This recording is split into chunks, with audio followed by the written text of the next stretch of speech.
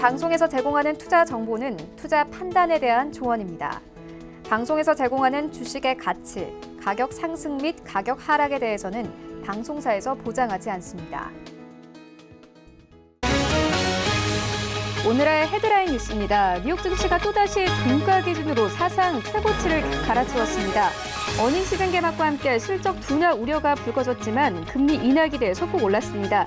뉴욕 증권거래소에서 다우존스 지수는 0.1% 상승했고 S&P 500 지수는 0.02%, 나스닥 지수는 0.17% 상승하며 거래를 마쳤습니다. 국제 유가는 미국 허리케인 약화와 이란 긴장 완화 등으로 하락했습니다. 뉴욕 상업거래소에서 8월물 WTI 가격은 배럴당 1.1% 하락한 59.58달러의 장을 마감했습니다.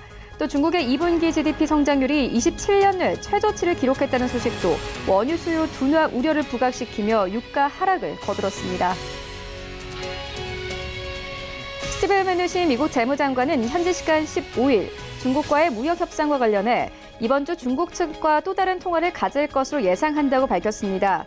월스트리트 저널은 문우신 장관의 이 같은 언급은 미중이 여전히 대면 협상을 재개하기까지는 이견을 해소하지 못했다는 뜻으로 풀이된다고 보도했습니다. 일본계 공구 제조사인 교세라 센코가 미국 상무부와 국제무역위원회에 우리나라 기업을 무더기로 제소한 것으로 전해졌습니다. 교세라 센코는 스테이플러에 사용되는 철심이 미국에서 공정가격 이하로 판매되고 있다며 국내 기업 15곳을 제소한 것으로 알려졌습니다.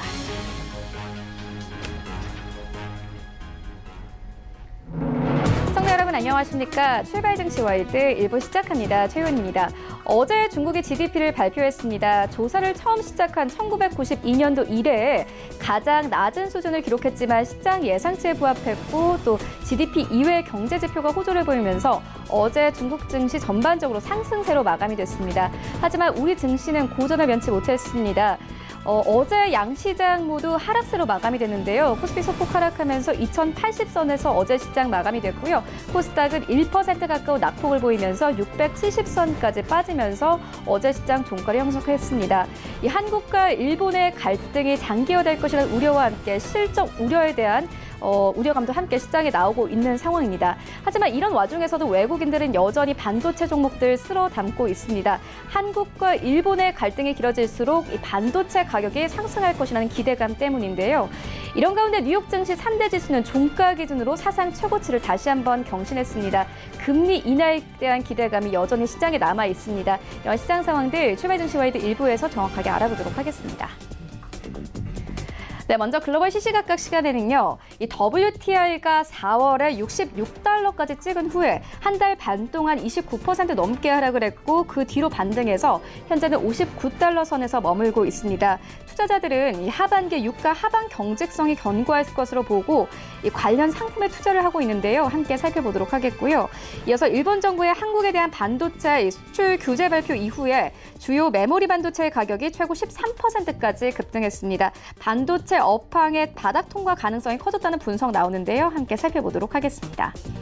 네, 이어지는 라이브 이슈타임에서는요. 일본의 경제 보복으로 롯데는 상장사 중에서 가장 큰 피해를 입었습니다. 롯데그룹 상장사 11곳의 시총은 한 달 사이에 7% 넘게 감소했습니다. 관련된 종목들의 흐름 짚어보겠고요. 이어서 카카오가 전고점 수준을 회복했습니다. 카카오뱅크의 지분 추가 취득과 바로 투자증권 인수에 대한 기대감이 작용했습니다. 또 사실상 전 부분의 사업 성과마저 개선되고 있는 상황인데요. 함께 투자 의견 들어보도록 하겠습니다. 출발 증시 와이드 1부 지금 출발합니다.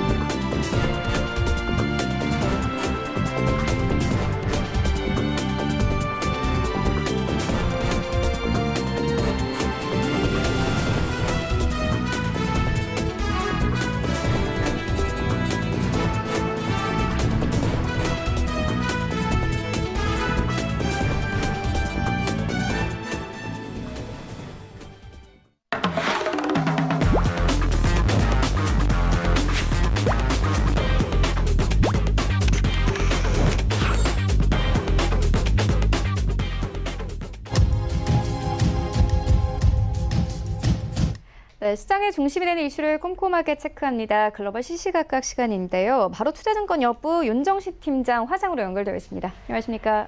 네, 안녕하세요. 네, 먼저 시장 상황 짚고 가도록 하겠습니다. 미국 증시 종가 기준으로 3대 지수 모두 다시 한번 사상 최고치를 경신했습니다. 하지만 실적 시즌을 앞두고 좀 관망세에 짙은 모습을 보였습니다. 종목별로 움직임은 어땠나요? 네, 우선은 미국 증시는 좀 전에 말씀해 주셨던 대로 금리 인하에 대한 기대감이 유입되면서 상승 출발했지만 차익 매물이 좀 세게 나왔습니다. 그러면서 하락 전환을 했고요. 이후에 본격적인 실적 시즌을 앞두고 개별 업종들이 상당히 좀 크게 변화를 보이면서 강보한 마감했습니다. 이 지수부터 좀 정리를 먼저 좀 해드리겠는데요. 지수 같은 경우는 이 다우존스 30 산업평균지수는 전장보다 0.1% 상승한 27,359.16의 거래를 마쳤고요. 스탠다드 & 푸어스 500 지수는 0.02% 오른 3,014.30에 그리고 기술주 중심의 나스닥 지수는 0.17% 상승한 8,258.19에 장을 마감을 했습니다. 이 가장 좀 이슈가 부각이 됐던 부분은 금융주인데요. 이 금융주 같은 경우는 지금 CT 중심으로 해서 이 좋은 모습들 양호한 시티그룹이 예상보다 양호한 실적이 나왔지만 장 초반 한 2% 넘게 하락하기도 하는 등 이 변동성이 상당히 좀 컸습니다. 순이자 마진이 2.67%로 둔화된 데 따른 것으로 추정을 했는데요. 다만 대출이 증가하면서 우려를 해소한 점에 기반해서 장중 매수세가 유입되면서 낙폭이 축소되면서 약보합 수준에서 마감을 했습니다. 하지만 실적 발표를 앞두고 있는 JP 모건이라든지 웰스파고, 뱅크 오브 아메리카 같은 경우는 1% 내외 정도 하락하면서 금융주 같은 경우는 실적 부담 속에서 하락했습니다. 그리고 코노코 필립스라든지 이오지 리소스, 대본 에너지 같은 이 종목들은 국제 유가 하락 여파로 좀 부진한 그런 모습들을 보여줬는데요. 전체적으로 시장에서는 좀 힘은 좀 없었습니다. 이 시티그룹이 실적 시즌에 있어서 좀 초기에 발표를 하는 그런 모습들을 보여주는데요. 이 시티그룹 같은 경우에는 사실 이 채권 거래 플랫폼인 트레이드웹 상장에서 발생한 이익 등을 제외하면 이번에 나왔던 이익 등은 크게 긍정적이지 않다라는 평가같이 나오면서 전체적으로는 시티그룹 시장 예상치보다 좋은 순이익이나 이 부분은 일회성인 부분들이 있다라는 부분들이 나오면서 좀 전에 말씀드렸던 대로 금융주들 전체적으로 좀 좋지 않은 모습들을 보여준 게 좀 가장 크게 좀 좋지 않았고요. 이 2분기 기업 실적이 그리고 전반적으로 부진할 것이라는 전망들이 나오면서 이런 부분들도 시장의 우려감으로 작용했습니다. 이 팩트셋에 따르면 S&P 500 기업의 2분기 순이익은 지난해 같은 기간보다 약 한 3% 정도 줄어들 것으로 예상되는데요. 장기화된 이 무역전쟁 그리고 글로벌 성장 둔화로 인해서 기업 실적이 나빠졌을 것이란 전망입니다. 그리고 여기에다가 중국 경제지표까지 좀 좋지 않았는데요. 중국 경제지표 같은 경우는 이 중국 2분기 국내 총생산 성장률은 전년 대비해서 6.2%를 나타내면서 1992년 분기 성장률 집계 이후 최저치를 기록을 했습니다. 하지만 6월 산업 생산이라든지 소매 판매 그리고 고정자산 투자 같은 다른 주요 지표 같은 경우는 시장 예상보다 양호한 모습을 보여줬습니다. 이 성장률이 지속해서 좀 둔화되고 있는 점은 글로벌 경제 상황에 대한 우려감들을 자극을 했지만 또 다른 한편으로는 이 중국 정부의 부양책이 이 다른 지표들이 좋게 나왔기 때문에 중국 정부의 부양책이 효과를 거두고 있고 향후 중국 정부가 효과를 거두고 있기 때문에 추가적인 부양책이 나올 것이란 기대감도 커지는 그런 모습들이 있는데요. 여기에다가 미국과 중국의 무역 협상에 관련된 부분들이 사실 좋은 부분들도 나오고 좀 엇갈린 소식들이 나왔었는데 로이터 통신 같은 경우는 미국 정부가 2에서 4주 이내에 자국 기업의 화웨이에 대한 제품 판매를 재개할 수 있도록 허가해 줄 것이라고 보고를 했고요. 하지만 월스트리트 저널 같은 경우는 화웨이가 미국 내 R&D 지사 퓨처웨이 소속 직원 몇백 명을 해고할 계획이라고 전했는데요. 이 트럼프 대통령 같은 경우도 자신의 트위터를 통해서 중국 2분기 성장률 부진은 미국 관세부가 탓이라면서 중국이 미국과 무역 협상 타결을 원하는 이유다라고 주장을 했기 때문에 이런 부분들 그리고 여기에다가 이 트럼프 대통령은 미국 정부가 추진하는 공공사업에서 자국 철강 사용 비중을 기존 50%에서 95%로 대폭 올리는 행정명령에 이날 서명을 했습니다. 이 중국의 철강 생산 증가 등에 대응한 방침이라는 분석들이 나왔는데요. 그리고 여기에다가 철강 외에도 다른 원자재의 미국 제품 비중도 기존 50에서 55%로 올렸고 이 비중이 75%까지 순차적으로 더 올라갈 것이라고 얘기를 했는데요.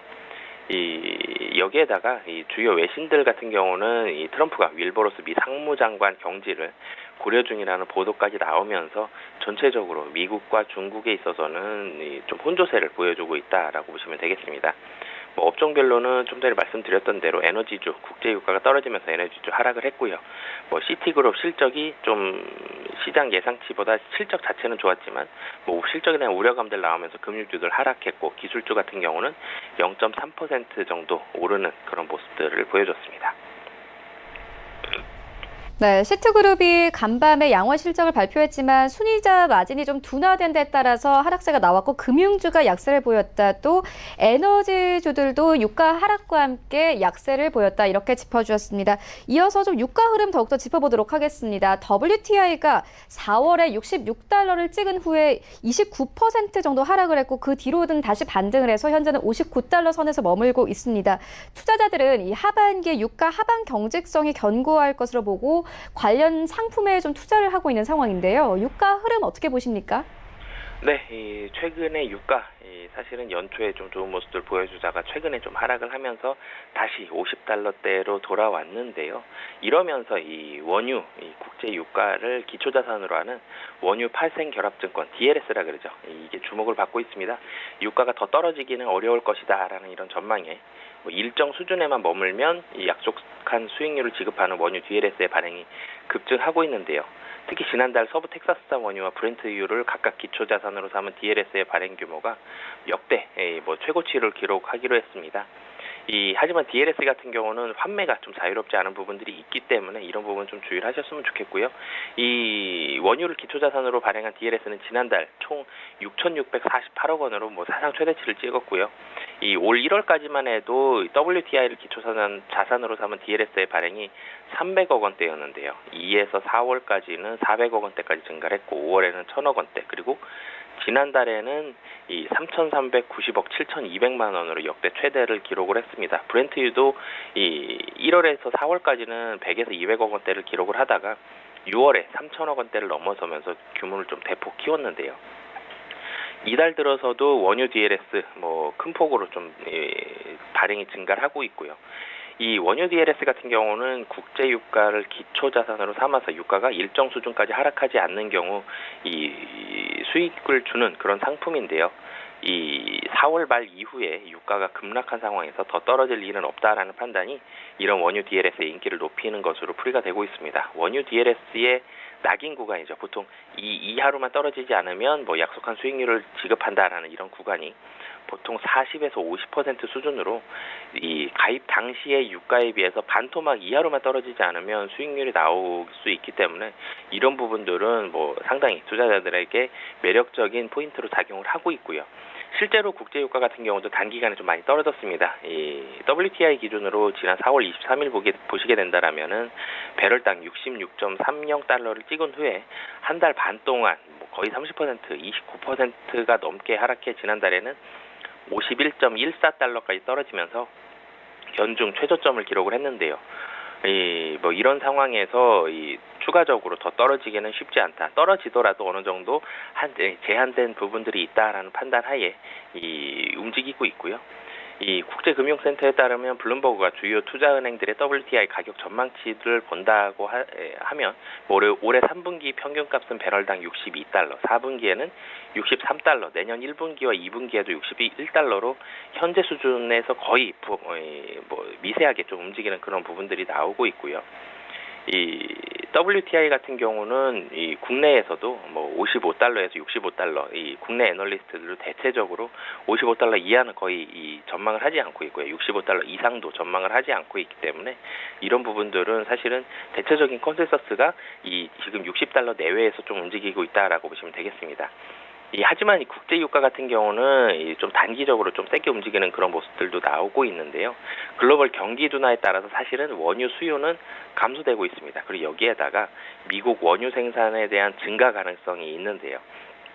미국 경기에 대한 불확실성이 이어지고 있어서 원유 수요 자체에 대한 전망치는 추가적으로 하향 조정될 수 있고요. 그리고 여기에다가 미국 원유 생산량이 2월 중순 이후에 역대 최고 수준인 1200만에서 1240만 배럴을 유지하고 있기 때문에 이런 부분들, 그리고 수출도 연초에는 하루에 240만 배럴이었는데 지난해 6월에는 340만 배럴 수준으로 역대 최고 수준으로 올라갔습니다.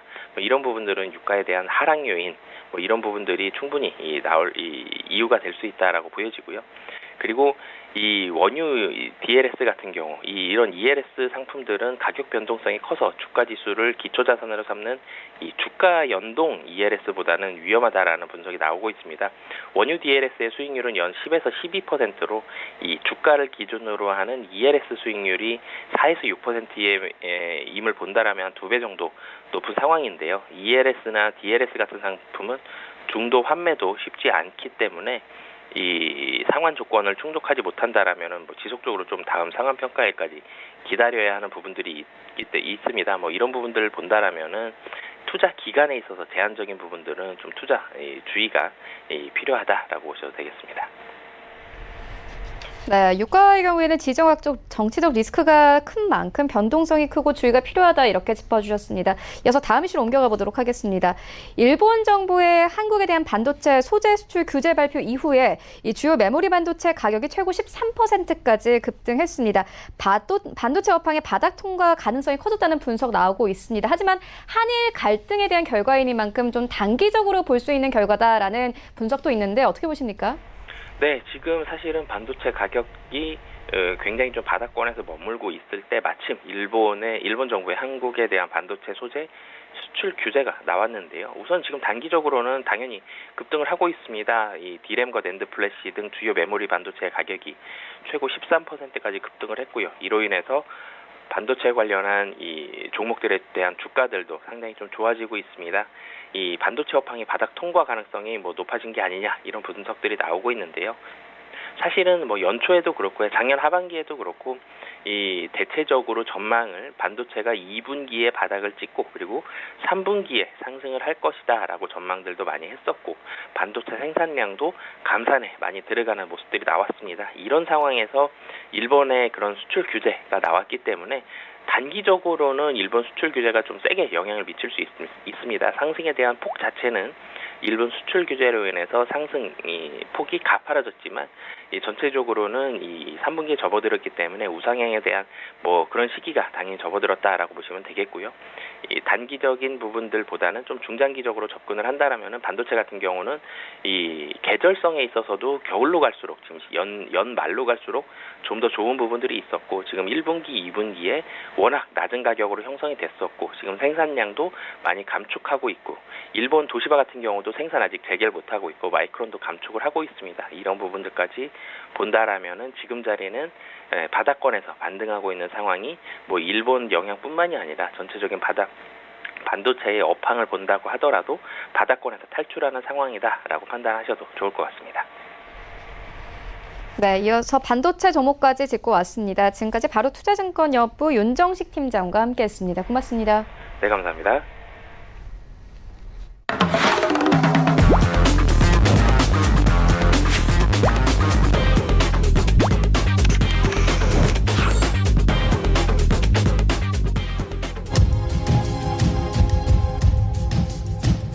네, 이번에는 국내 시장 쟁점 함께 분석해 보도록 하겠습니다. 라이브 이슈 타임인데요. SK증권연구 PIB센터 이재강 이사 화상으로 연결되어 있습니다. 안녕하십니까?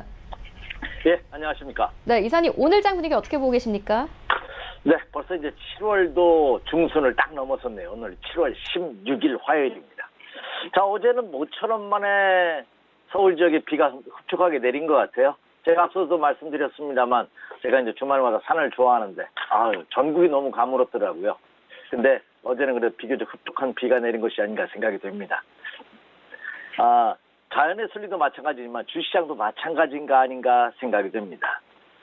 우리가 흔히 이제 성현들의 말씀 중에 군자는 대로행이다 하는 말 여러분도 익히 알고 계실 겁니다. 너무 이렇게 세세하게 신경 쓰지 말고 큰 흐름을 보고 앞길을 가라 하는 뜻이겠죠.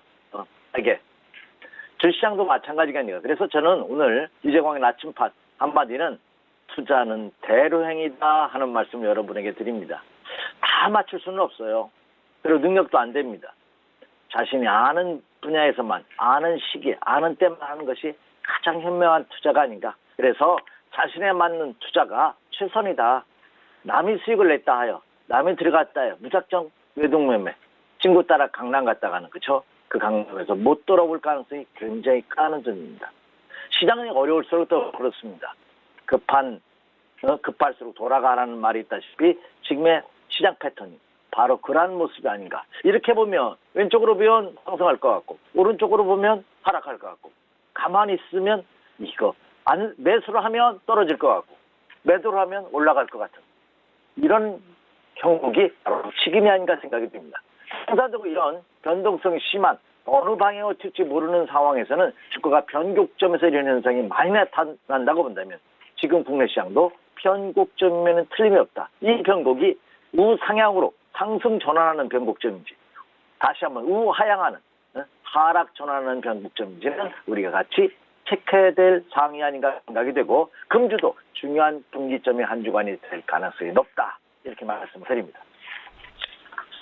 네, 국내 증시 현재 변곡점이라고 볼 수 있다 이렇게 짚어주셨는데 구체적으로 종목 짚어보도록 하겠습니다.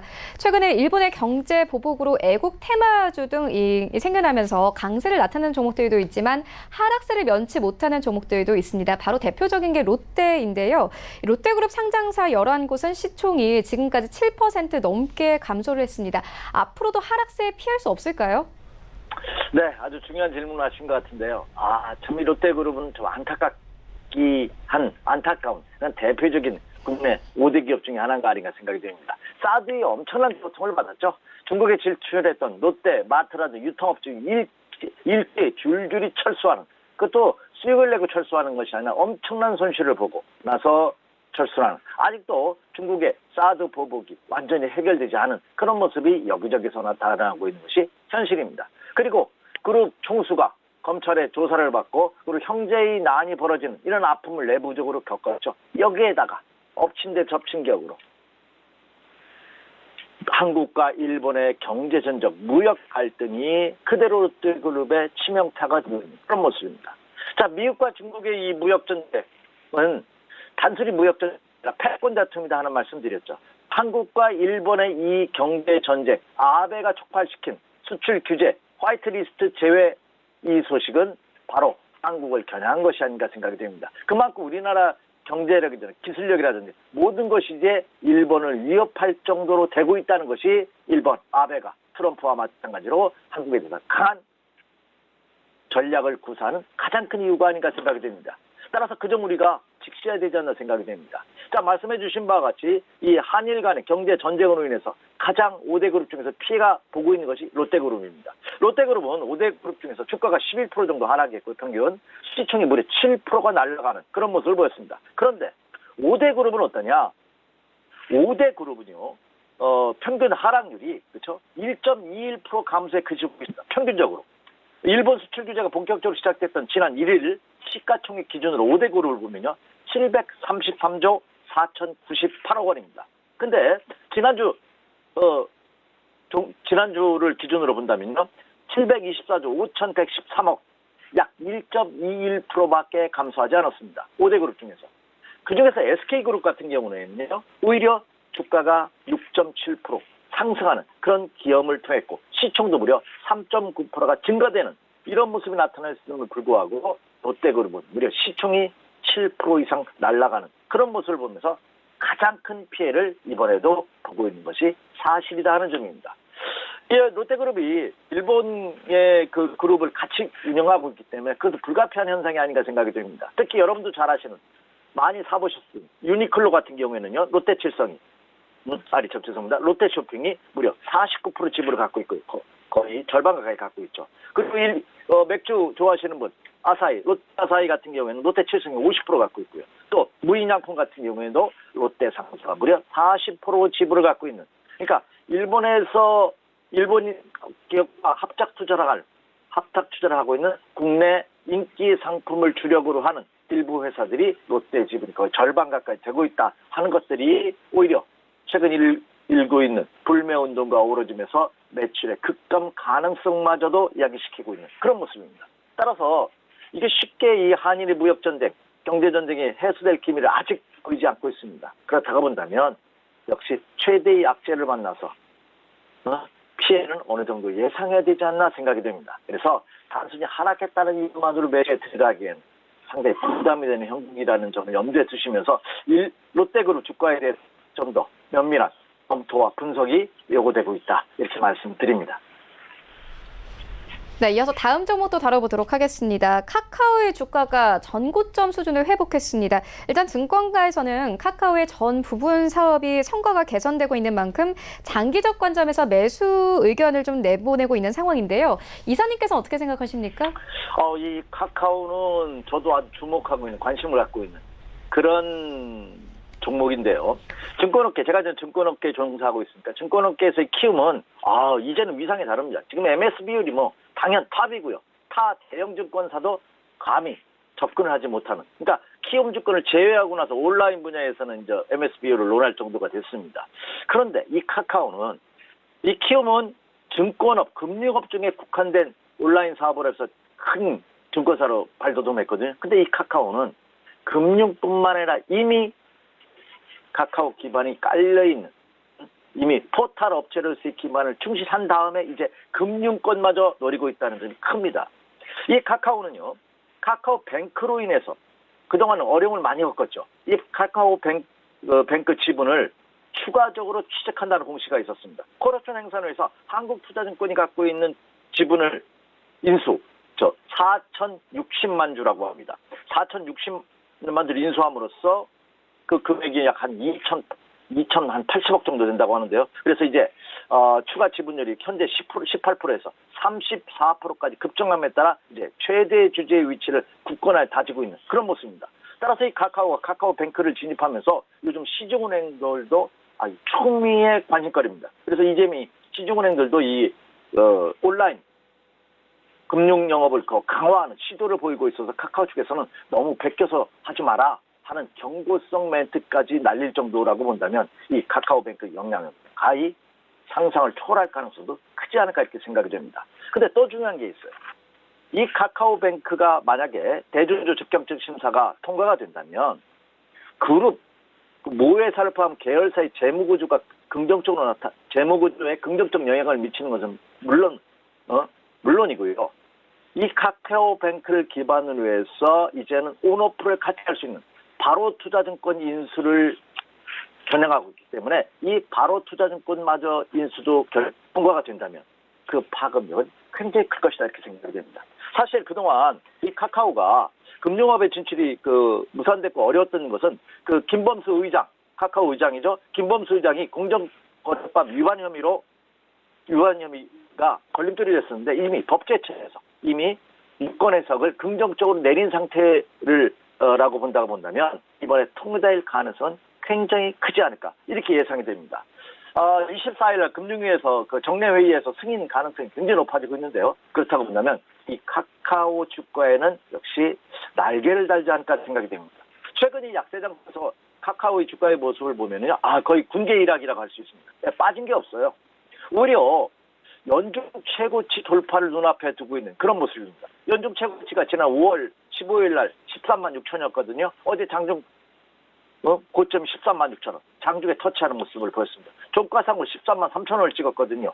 종가상으로도 거의 연중 최고치 근접하는 그런 모습을 보여주고 있다는 점입니다. 자, 그렇다고 본다면 이 카카오는 이 금융업 진출이 본격적으로 대주주 적격적 심사가 통과된다면 좀 더 탄력을 받을 가능성이 굉장히 크다 하는 점입니다. 그리고 또 하나 여러분 주목해야 될 사항이 있습니다. 왜 시중 대형은행들이 카카오뱅크에 대해서 굉장히 두려움을 갖냐면 이 카카오 뱅크가 출발할 초기 작년이었죠. 작년 말 수신액이 17조밖에 안 됐어요. 여신액도 11조밖에 안 됐습니다. 죄송합니다. 지난 2017년 7월 달에 처음 출발했는데 그때는 수신액이 5천억 개에 불과했어요. 5,153억. 여신액도 3,027억입니다. 근데 지난해 말을 기준으로 보면 2018년 말 수신액을 보면 수신액이 무려 17조 5,700억입니다. 여신액이 11조를 넘어서고 있어요. 그렇다고 본다면 1년 1년 만에, 약 1년 만에 여신액과 수신액은 약 20배, 여신액 같은 경우 30배 이상 급증했다는 점입니다. 이렇게 된다면 본격적으로 카카오가 대주주로서 경영 일선 전반적에 나선다면 그 파급 효과는 어디까지 될지 두려움이 앞서는 것이 시중은행 관계자들의 전언입니다. 그렇기 때문에 눈여겨보실 필요가 있지 않나 이렇게 예상이 됩니다. 그래서 이 카카오의 주가는 말씀드린 바와 같이 투자자분들께서 관심 종목으로 꼭 한번 클릭하시면서 염두에 두시면 좋겠다 이렇게 말씀을 드립니다. 네, 그렇다면 이사님께서 네이버의 주가 흐름은 어떻게 보십니까? 현재 좀 실적이 저점이거든요. 증권가에서는 뭐 저가 매수 타이밍이다 이런 리포트 내놓는 곳도 있습니다. 어떻게 보십니까? 참 이 주식 투자라는 게 진짜 어려운 거죠. 우리 최 앵커 아주 좋은 질문을 해주셨는데 주식에서 가장 큰 재료는 과대납폭입니다. 그건 틀림없는 사실이에요. 근데 과대납폭돼 있는 종목만 샀다가 낭패보기 십상입니다. 아예 그걸 빼셔도 좋습니다. 왜? 개인 투자가들이 과대납폭됐다고 해서 저점이나 들어갈 수 있는 판단 기준이 없어요. 과대납폭이라는 게 뭐죠? 연초 대비해서 과대납폭, 사상 최고치 고점 대비해서 과대납폭, 이거 가지고 주식 투자 하시면은 거의 99%가 낭패입니다. 자, 네이버 상당히 어려움을 많이 겪었죠. 역시 정치적으로도 문제가 있었고 내부적으로도. 그리고 주가의 모습을 보면은 진짜 많이 빠졌어요. 지난해 1년 전만 하더라도 15만 원대가 모습을 보면 지금 11만 원대, 거의 4만 원대가 급락한 그런 모습을 보여주고 있고 여전히 최근 들어서 이렇다 할 반등 없이 횡보하는 그런 모습입니다. 물론 네이버도 파급 효과가 굉장히 큰 대표적인 국내 포털 업체이면 틀림이 없습니다. 하지만 새로운 매력이 있어야 돼요. 주가가 상승 전환할 수 있는. 그래서 주가는 바닥 국면이기는 합니다. 그리고 향후 상승의 가능성도 충분히 있다고 보지만 그 시점이 어디인가는 여러분 한번 분석을 해볼 필요가 있겠다 이렇게 말씀을 드립니다. 네, 알겠습니다. 그렇다면 오늘장 전략은 어떻게 가져가 보면 되겠습니까? 네, 오늘장도 넉넉하지는 않습니다. 그런데 주식 투자 어렵게 생각하면 한없이 어렵다는 말씀 이미 드렸고요. 쉽게 생각하면 너무 쉽습니다. 지금은 어렵죠? 누구나 다 어렵다고 합니다. 초보 투자자들은 쉬라고 해요. 쉬시는 게 정답입니다. 사실 기업도 지금 그렇지 않아도 미국과 중국의 무역전쟁에서 엄청난 어려움을 겪었는데 이번에 한국과 일본의 경제전쟁에서 엄청난 어려움을 국내 기업들이 겪을 것입니다. 물론 정부도 이번에 대주주에 대해서 상속세를 대폭 인하하는 적극적인 방안을 강구하고 있고 이번 일본과의 경제전쟁으로 인해서 국내 산업구조가 엄청난 변화를 겪을 가능성이면 틀림없습니다. 저 또한 이것이 전화위복의 계기가 되면서 향후에는 단기적으로는 고통스럽다 하더라도 국내 발전을 위해서는 긍정적으로 작용할 것이다 이렇게 말씀드립니다. 또 지금 어려움을 겪는 신동민 회장도 이번 주에 그룹 사장단 회의를 합니다. 사장단 회의를 하는 것은 뭐 연료적인 거에는 상관없습니다. 이번에 신동민 회장이 일본 출장 이후에 첫 주재하는 회의라는 점. 그리고 그동안 롯데그룹과 관계를 많이 가졌던 그 일본 우호 세력들이죠. 롯데의 우호 세력들. 뭐 은행으로 본다면 뭐 미주호 은행이라든지 스미모토은행 같은 거. 그리고 증권사 노무라주권. 여기가 롯데그룹과의 거래처 아주 긴밀한 관계가 있다고 합니다. 이들 임원진들과 이번에 긴급한 회담을 함으로써 이 파급 효과 대책에 대해서 깊은 논의를 했을 것으로 보입니다. 그 이후 주재하는 사장단이기 때문에 크죠. 그럼 롯데그룹도 아까 앞서 말씀해 주신 바와 같이 이번 주 다음 주에 걸쳐서 어떤 변화의 패턴을 거칠 가능성이 굉장히 큽니다. 이것은 제가 롯데그룹을 하나를 예로 드는 거고 국가 전체적으로 본다면 역시 최근에 들어서 문재인 대통령이 경제주재 장관의 관계자 회의를 적극적으로 개최하는 그런 모습이 연일 뉴스보도를 통해서 나오고 있습니다. 여기서 나오는 새로운 재택들이 주시장에도 큰 영향을 미칠 것입니다. 틀림이 없다는 점입니다. 따라서 이 상황이 어쪽으로 방향을 틀은지를 어느 정도 확인한 이후에 배팅해 드리는 것이 아주 바람직하다 이렇게 말씀을 드립니다. 자, 오늘의 투자 전략을 말씀드리기 앞서 제가 먼저 하드리죠. 체크 포인트 한번 가죠. 첫 번째는 뭐겠습니까? 원달러 환율 동향입니다. 6월 달에 적극적으로 매수했던 외국인 투자가들 7월 들어 수출합니다. 어제는요. 비차익 매도가 최근 들어 가장 많은 1,000억 원 이상의 비차익 매도 물량이 외국인 투자가들로 한테 출회가 됐습니다. 상당히 불안합니다. 따라서 이 외국인 투자가들의 향후 움직임 계속 면밀히 지켜볼 필요가 있는데요. 그들이 가장 중요하게 여기는 지표가 원달러 환율 동향이다 하는 점입니다. 최근 원달러 환율 동향 비교적 안정적인 모습을 보이고 있어서 긍정적입니다. 다만 좀 높아요. 어제 10전 상승했죠. 0.1원 10전 상승한 가운데 1179원 30전으로 마감을 했습니다. 이 금주 들어서 지난주부터 1180원대에서 움직임이 크게 없습니다. 이것은 좋습니다만 여기서 한 20원 정도만 좀 낮아졌으면 좋겠습니다. 제 희망은. 그래서 한일 동향, 변동폭이 얼마나 그리고 하향 안정화 되는지 꼭 체크해 주십시오. 자, 오늘 새벽에 뉴욕 증시 3대 시장 모두 사상 최고치입니다. 종가상으로. 부러워 죽겠습니다. 그 힘의 원동력이 뭐냐? 이달 말에 있을 FOMC에서 금리 인하한다는 거죠. 그리고 또 하나 경제 지표도 지금 긍정적으로 나온 그런 모습이 펼쳐지고 있죠. 자, 뉴욕 그 지역의 그 제조업 경기를 할 수 있는 엠파이어 스테이트 지수가 4.3. 지난 전월에는 마이너스 8.6이었어요. 급 반등했다는 거죠. 경기가 좋아지고 있다는 겁니다. 그리고 오늘 새벽에 뉴욕 증시가 상승한 또 하나의 이유가 어닝 시즌이죠. 시티그룹이 실적이 발표가 됐는데 시티그룹의 실적도 굉장히 긍정적으로 나왔습니다.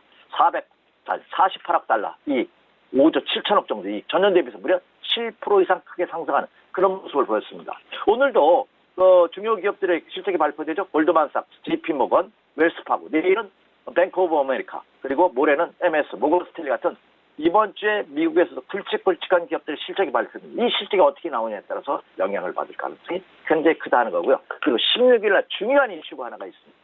뭐냐면 미국의 6월 소매 판매가 발표가 되는데 과연 미국 경기가 좋아지고 있는지 한번 체크해 볼 필요가 있겠고요. 그리고 16일 날 그 프랑스 파리에서 G7 선진국 정상회의가 있습니다. 여기에서 파월 의장이 연설을 합니다. 세계 경제 대통령이라고 일컬어지는 이 파월 의장이 G7 정상회의에서 향후 통화 정책에 대해서 어떤 시각을 발표할지 한번 체크해 주실 필요가 있다. 이렇게 말씀을 드리고요. 또 하나는 역시 일본과 무역 전쟁을 대한민국으로 하고 있습니다만 역시 미국과 중국 간에 무역 전쟁 체크해야 되죠. 과연 로버트 하이저 미국 무역 대표부 그 대표하고 스티븐 뮤누신 재무장관하고 류호 부총리하고 과연 전화 통화만 하는 것이 아니라 직접 만나는지 여부 체크해 주십시오. 자, 이제 결론입니다. 말씀드린 바가 지금은 위로 상승할지 아래로 좀 더 하락 조정을 받을지 아직은 오리무중입니다. 물론 긍정적인 소식이 여기저기서 나타나고 있는 것은 사실입니다. 하지만 아직까지 뚜렷한 징후 방향성이 나타나고 있지 않기 때문에 지금은 보수적인 투자 전략, 초보 투자는 좀 발을 빼는 상승 시에는 역시 일부 현금화하는, 그래서 현금과 주식 비중을 5대5 정도로 가지고 가는 전략이 좋다. 이미 현금으로 해놨기 때문에 그동안 관망하셨다가 현금 비중이 높으신 분이라면 역시 업종 대표들을 포함해서 조금씩 분할 매수 전략은 가능합니다만 여전히 5대5의 주식과 현금 비중을 유지하는 그런 전략이 요구되고 있다. 이렇게 말씀을 드립니다. 이상입니다. 네, 이슈와 전략까지 함께 짚고 왔습니다. 지금까지 SK증권이어프 PIB센터 이재광 이사와 함께했습니다. 고맙습니다. 네, 감사합니다. 네, 1부는 여기서 모두 마치도록 하고요. 잠시 후 2부에서는 전문가들과 함께하는 종목 라이브쇼 라이브 매매타임이 이어집니다. 여기에 더해서 오늘 장에서 이슈몰이라고 있는 특징주까지 꼼꼼하게 살펴봐 드리겠습니다.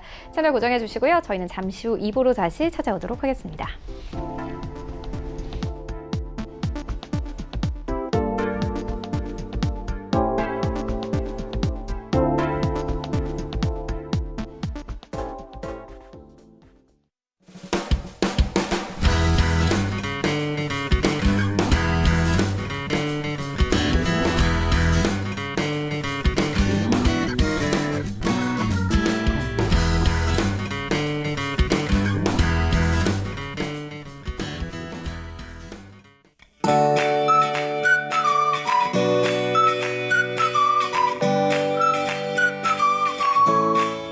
안녕하세요. K웨더 라이프스타일 예보 김단비입니다.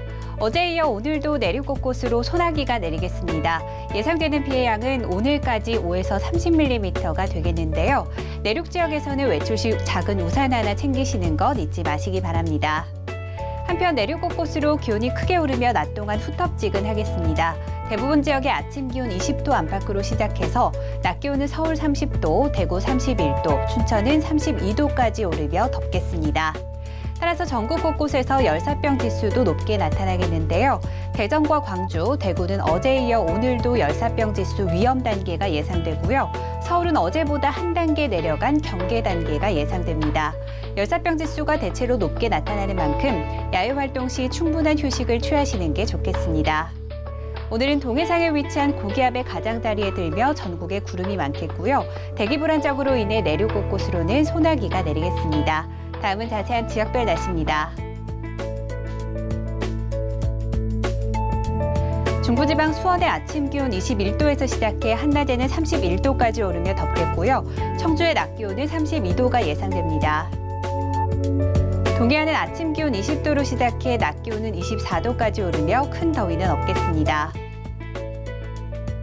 남부지방 광주와 전주, 대구는 낮 동안 소나기가 내리겠고 낮 기온은 광주 32도, 부산은 27도가 되겠습니다.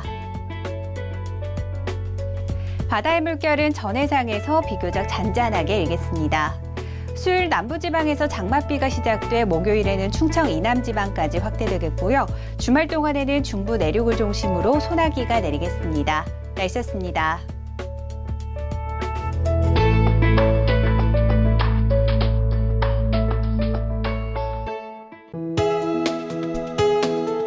본 방송에서 제공하는 투자 정보는 투자 판단에 대한 조언입니다.